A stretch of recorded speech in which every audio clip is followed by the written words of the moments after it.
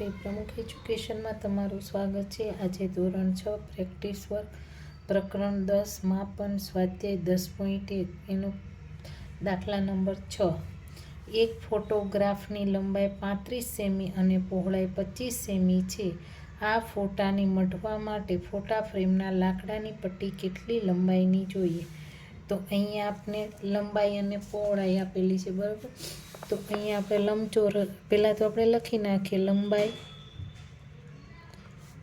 બરાબર 35 સેમી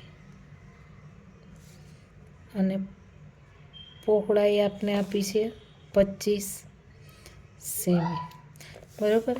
હવે લખીએ કે લંબચોરસની પરિમિતિ, તો એનું સૂત્ર આપને ખબર છે 2 ગુણ્યા લંબાઈ વત્તા પહોળાઈ। તો 2 લંબાઈ આપણે 35 વત્તા 25, બરાબર।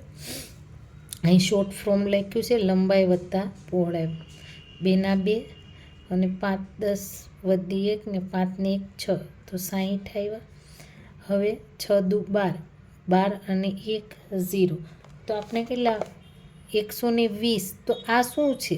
તો કે સેમી છે, બરાબર। અહીં બધી આપણે સેમી લખી નાખીએ, અહીંયા આપણે સેમી કીધેલું છે એટલે આપણે 120 સેમી આવ્યા છે। તો અહીંયા લખીએ કે 100 સેમી બરાબર 1 મીટર છે। તો આપણી પાસે 120 સેમી બરાબર કેટલું થાય?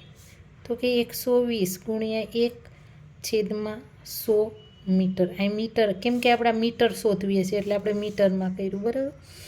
તો 120/100, તો હવે 1 અને 2, તો કે આવી રીતના 1 અને 2 પછી 0.0, તો 1.20 આવ્યું। તો આગળનું શું છે? તો આપણે લખીએ કે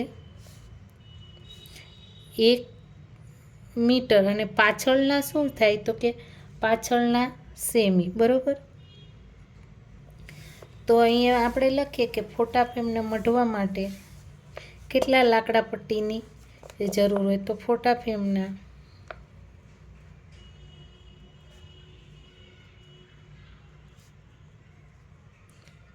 લાકડાની પટ્ટી 1 મીટર 20 સેમી લંબાઈની જોઈએ, બરાબર।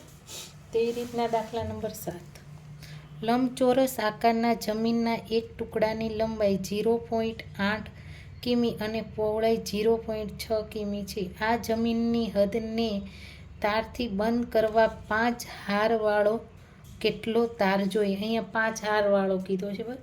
તો સૌપ્રથમ તો આપણે લંબચોરસનું લખી નાખીએ।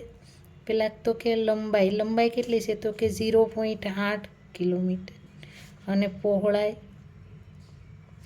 0.6 કિમી, બરાબર।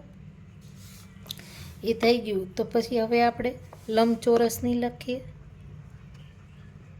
લંબચોરસની પરિમિતિ બરાબર 2 લંબાઈ વત્તા પહોળાઈ, 2 લંબાઈ કેટલી છે? તો કે 0.8 વત્તા 0.6, તો કે કિમી। હવે 2 ને આ બંનેનો સરવાળો કરવી, તો આપણે કેટલા મળે? તો કે 2નો સરવાળો કરીએ કે 8 ને 6, તો કે 14 આવે, બરાબર। એટલે કે 1.4 આપણે મળ્યા। 14 થાય, 14 વધી અહીંયા 1 કરીએ તો પછી અહીંયા 0 0 છે, તો પણ 1 ની 1 એટલે કે 0.4 આપણે કિમી મળ્યા।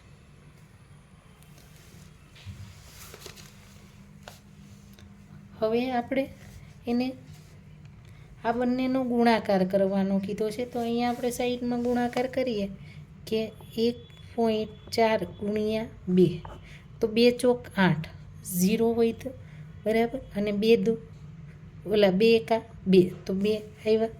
તો અહીંયા આપણે કેટલા આવે? તો કે 2.8 આપણે મળ્યા કિમી, બરાબર। તો હવે આપણે અહીંયા કીધું છે કે આ જમીનની હદને તારથી બંધ કરવા 5 હારવાળો કેટલા મીટરનો તાર જોઈએ? તો અહીંયા આપણે હદને તારથી બંધ કરવા કીધું છે કે 5 હારવાળો, બરાબર. તો આપણે કીધું તો 5 લઈએ, 5 ગુણ્યા 2.8 કિમી. તો આ બંનેનો આપણે ગુણાકાર કરીએ,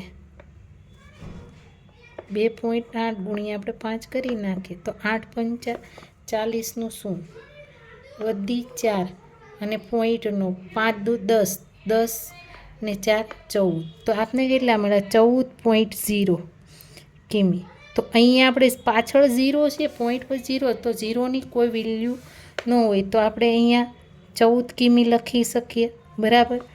તો કેટલો તાર જોઈએ? તો કે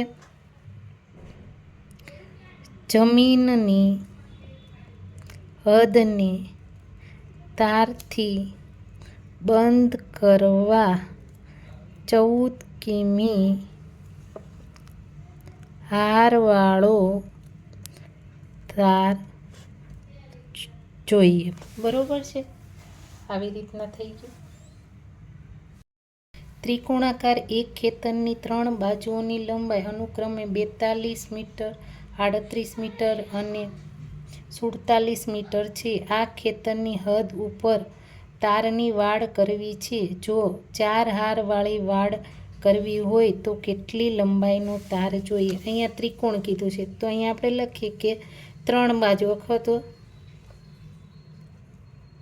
ત્રિકોણની પરિમિતિ, બરોબર છે. તો કે 3 બાજુનો સરવાળો. તો અહીંયા આપણે 3 બાજુનો સરવાળો કીધો છે તો આપણે ત્રણેયની લખી 42 + 38 + 47, બરોબર છે. અહીંયા મીટર લખી નાખીએ. ત્રણેયનો સરવાળો કરીએ 8 ને 10, 10 ને 7, 17નું 7. અહીંયા બધી આપણે 1 પડશે તો 4 અને 3 7, 7 ને 1 8, 9, 10, 11 અને 12. તો આપણે 12 આવ્યા એટલે કે 127 મીટર મળ્યું, બરાબર. પણ અહીંયા શું કીધું છે? આ ખેતરની હદ ઉપરથી તારની વાડ કરવી છે. જો 4 હારવાળી વાડ કરવી હોય તો કેટલી લંબાઈનો તાર જોઈએ? તો અહીંયા આપણે લખીએ કે